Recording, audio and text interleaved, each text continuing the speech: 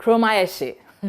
To wit, times are hard. For some who may want to take it literally, they may say the town is hot, the country is hot. And I'm not just talking about the weather, I'm talking about the current economic climate as well.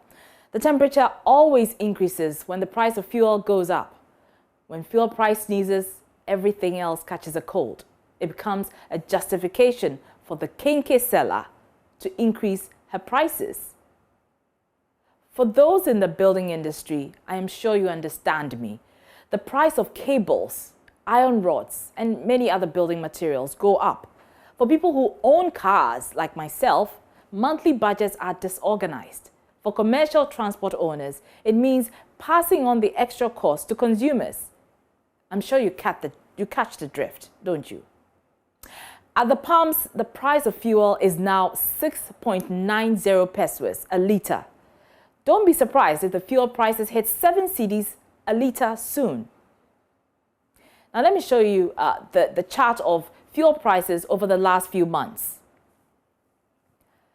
As you can see, in January it was 4.91, 4 cedis 91 pesos. In February it was 5 cedis and 2 pesos. In March it was 5 cedis 48 pesos. In October it rose to 6 cedis 64 pesos. And we're in November, and we all know it's 6 cedis 70 pesos. So on the average, fuel prices in Ghana from January 1 to November 4, 2021 have increased by 36.46% in nearly 11 months. So we have now come from 4 cedis 60 pesos in January to 6 cedis 90 pesos in November. Now, fuel prices are driving many Ghanaians into a quagmire of hardship, and if care is not taken, penury. Recently, a leading member of the government said it is the opposition party that is making us believe that there's hardship in the country. Well, you cannot make up something that the people feel or cannot feel in their pockets in this case. The people who buy fuel with their hard-earned salary feel it in their hearts. That goes into the decision to increase or decrease fuel, right? But anything that affects my spending, that increases my spending, I have a problem with it. It has worried me from day one, and it is worrying me from now. It is worrying me because at first I was buying 60 cedis. I use the 60 cedis and close work back. As for now, I'm buying 1.5, which is 150 cedis. Mommy, no, it's not easy.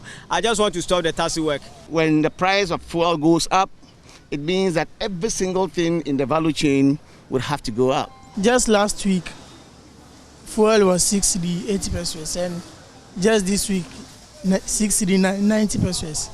I don't know, maybe by the end of this year, fuel might reach 8 cedi or so, I don't know. And we, the motorists, we are suffering. Because every day increment.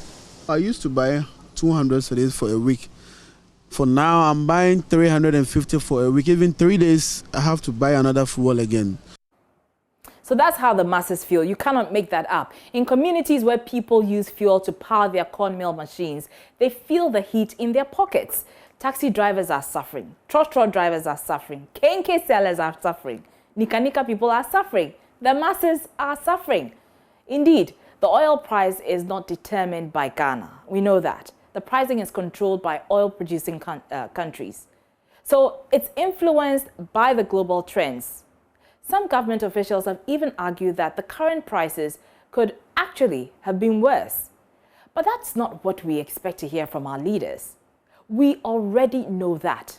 We expect them to rise to the challenge and find ways of insulating us from high fuel prices. Are there no taxes that ought to be scrapped so that we, the people, the masses, are cushioned? Ghanaians are complaining because this government, while in opposition, like many other governments, also complained about fuel increases and politicized it. We are tired of the politics. We just need an assurance that government will do its best to mitigate our suffering when it comes to fuel prices. COVID has killed us economically. Should fuel prices bury us further?